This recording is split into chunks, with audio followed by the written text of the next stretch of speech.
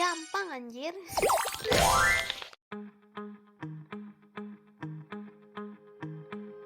Halo teman-teman semua, kembali lagi dengan aku Ata. Dan sekarang kita akan belajar mengenai molaritas dan juga konsep mall. Pasti itu mall yang gedung itu? Enggak, bukan. Jadi mall di sini itu merupakan suatu jembatan di mana bisa mengaitkan antara massa, volume maupun jumlah partikel. Jadi cus, langsung aja kita masuk ke penjelasannya. Mari kita mulai. Oke teman-teman, kita langsung aja ke pembahasan mengenai konsep mall. Konsep mall ini merupakan dasar dalam kita mempelajari stokiometri ya teman-teman. Dan terus gimana sih cara menggunakannya? Nah teman-teman perlu diketahui bahwa mall itu merupakan suatu jembatan di mana dia itu bisa menghubungkan misalkan dari jumlah partikel dia mau ke massa, atau dia juga mau misalkan ke volume. Nah teman-teman, mall ini itu adalah penghubungnya supaya mereka bertiga itu bisa saling merubah wujudnya satu sama lain. Nah pertama kita dari mall ke massa dulu. Oke, dari mall ke massa rumusnya adalah, nah teman-teman, kalau misalkan dari massa mau ke mall, rumusnya adalah massa dibagi sama AR atau MR. Loh, AR sama MR ini itu apa? Nanti aku bahas ya. Sekarang dari mall mau ke massa, rumusnya adalah mol dikali AR atau MR. Oke, sejauh ini udah paham belum ya? Paham lah ya, masih gampang.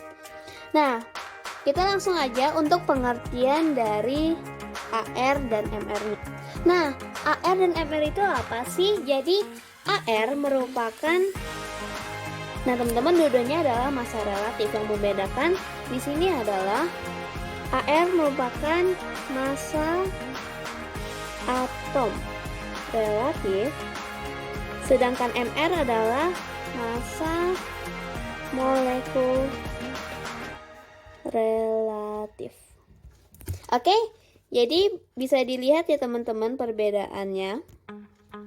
Nah, lalu gimana sih supaya kita bisa tahu AR dan MR ini? Nah, itu ada rumusnya. Tapi sebelum itu, untuk mempermudah, kita mulai dari AR. Kalau misalkan teman-teman lihat di tabel periodik unsur, di tabel periodik unsur itu biasanya ada angka di bagian bawah. Oke teman-teman, misalkan di sini ada karbon. Nah, terus biasanya kan di sini ada angka 6. Terus di bawahnya ada 12,011.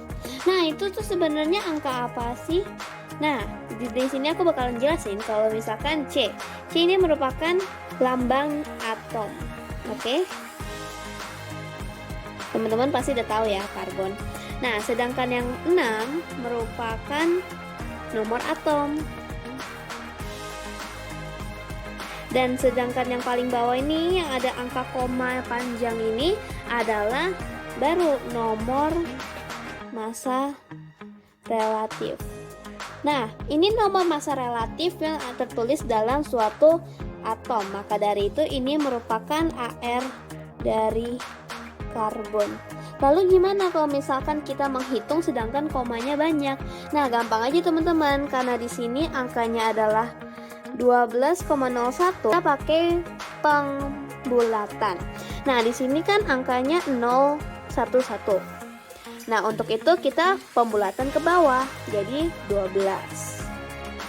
Nah, kalau misalkan yang gede gimana ya teman-teman? Misalkan ya, nah aku ambil contoh oksigen.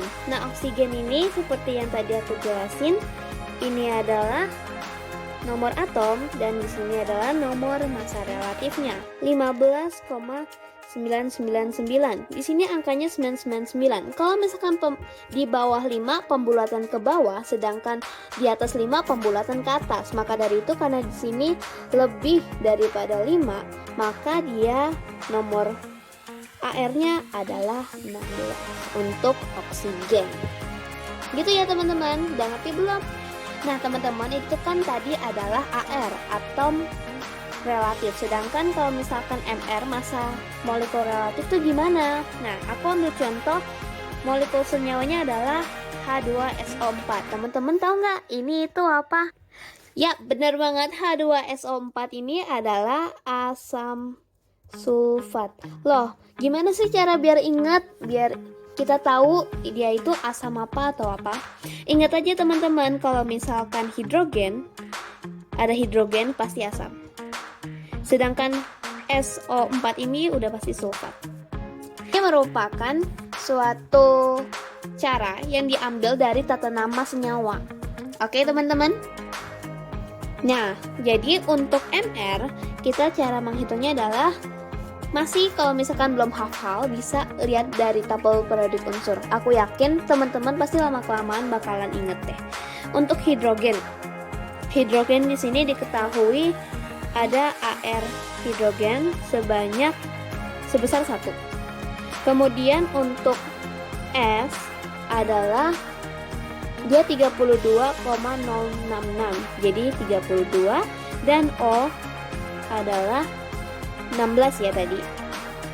Nah, untuk itu gimana caranya supaya bisa mendapatkan MR-nya? Kita kaliin. Hidrogennya dikali 2 karena di sini ada jumlahnya 2. S-nya 1 ya, tidak tertulis berarti 1. Berarti kali 1. Sedangkan untuk oksigennya ada 4, berarti nanti dikali 4. Langsung aja teman-teman. 1 kali 2, 2. 32 kali 1, 32. 16 kali 4, 64. Ayo, siapa yang kali-kaliannya masih belum lancar? Dilancarin lagi ya. Nah, dijumlahin hasilnya berapa? 98. Nah, ini tuh udah dapet deh langsung ke MR-nya. Selesai. Ya, kita lanjut ke mol dan jumlah partikel. Nah, jumlah partikel ini lambangnya ada kayak gini teman-teman bentuknya. Nah, terus gimana sih kalau misalkan kita mau dari molekul ke partikel? Nah, teman-teman untuk mol ke jumlah partikel itu tinggal mol dikali angka ketetapan dari Avogadro, yaitu 6,02 kali 10 pangkat 23. Jangan sampai salah ya teman-teman, karena nanti hasilnya bisa beda loh. Nah, ini untuk dari mol mau ke jumlah partikel. Nah, sedangkan kalau misalkan teman-teman mau dari jumlah partikel ke mol, itu tinggal jumlah partikel dibagi 6,02 kali 10 pangkat 23. Gitu ya teman-teman. Oke teman-teman, kita lanjut dari volume ke mol atau sebaliknya. Nah, perlu diketahui dari volume ini tuh ada 3 model soal teman-teman, dan tiga-tiganya mempunyai angka ketetapan dan cara menghitung yang berbeda. Yang pertama ada STP, kemudian ada juga yang RTP, dan terakhir yang gas ideal. Nah teman-teman, yang STP itu apa? STP atau standar temperature pressure, berarti dia itu berada pada suhu 0 derajat dan 1 tekanan ATM. ATM ini merupakan satuan ya teman-teman.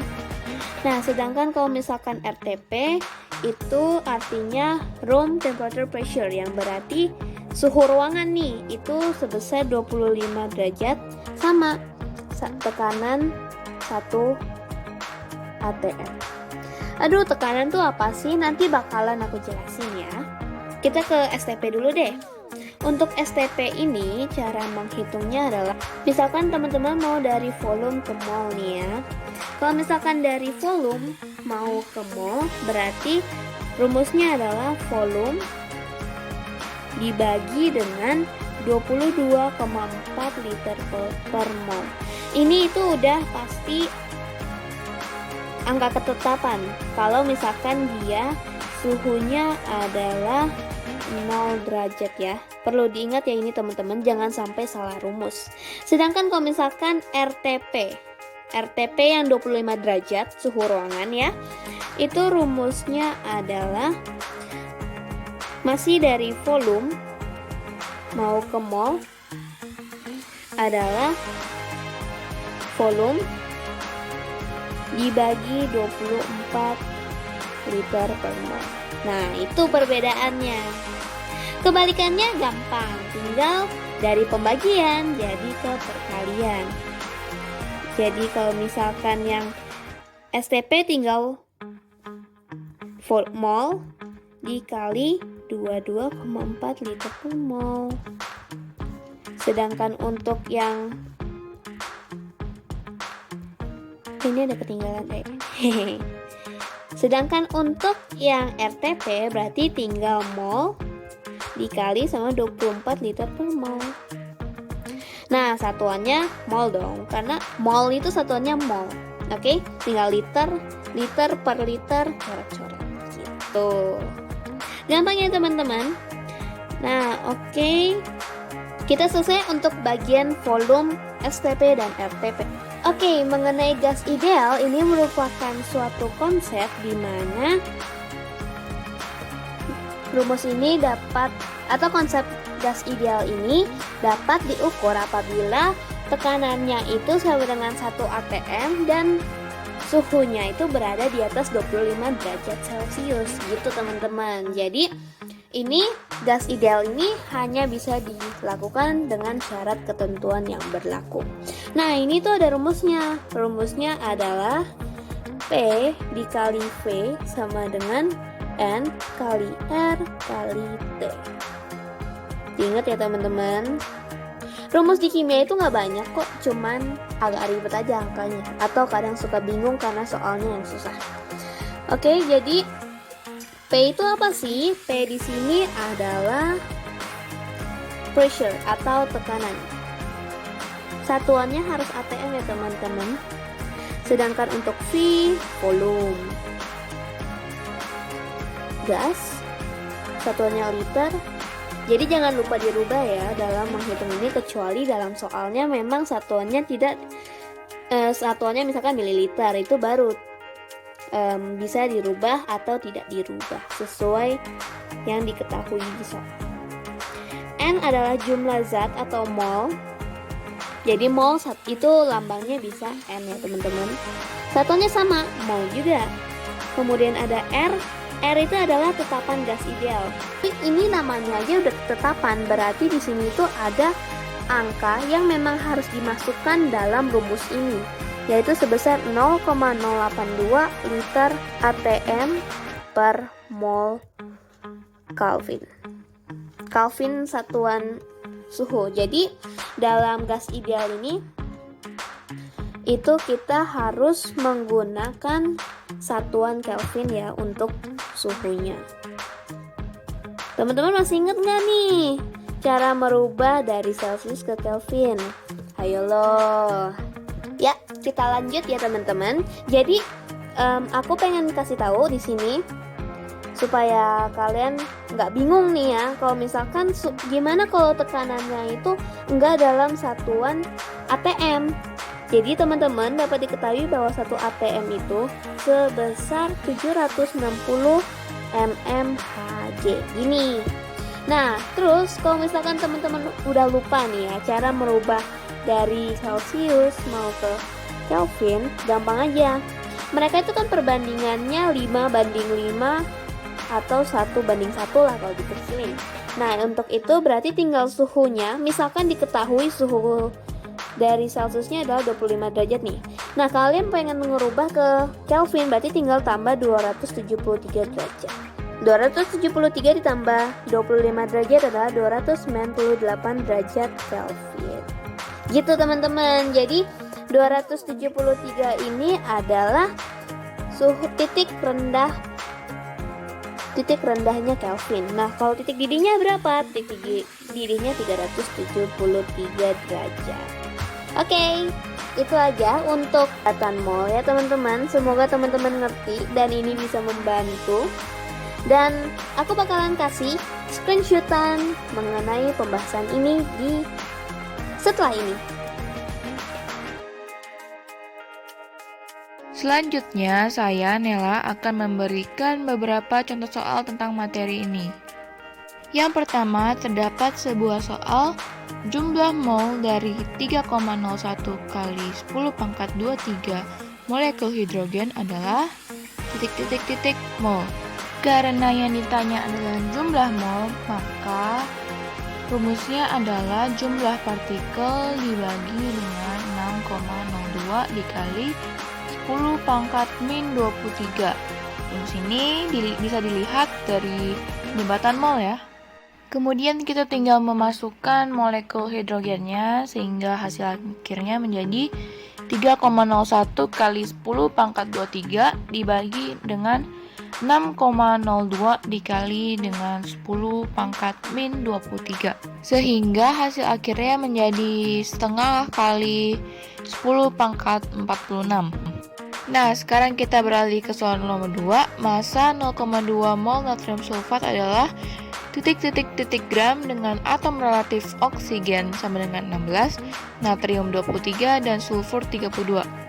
Perlu kita ketahui dulu bahwa natrium sulfat adalah Na2SO4 dengan 2 unsur Na, 1 unsur S, dan 4 unsur O. Karena yang tanya adalah massa, maka rumusnya adalah mol dikali dengan atom relatif atau molekul relatif. Sehingga hasilnya menjadi 0,2 dikali 2 kali 23 ditambah 1 kali 32 ditambah 4 kali 16. Kemudian kita kalikan semua sehingga hasilnya menjadi 0,2 dikali 46 tambah 32 tambah 64. Kemudian angka-angka dalam kurung ditambahkan sehingga hasilnya menjadi 0,2 dikali 142. Dan hasil akhirnya adalah 28,4 gram. Oke teman-teman, segitu aja untuk video kali ini. Makasih banget udah nonton dan aku berharap banget video kali ini bisa bermanfaat buat kalian apalagi yang lagi belajar stoichiometry. Jangan lupa bahwa segala sesuatu itu mudah asal dilakukan secara perlahan dan dengan niat. Jangan lupa buat like, comment, share, dan subscribe. Dadah!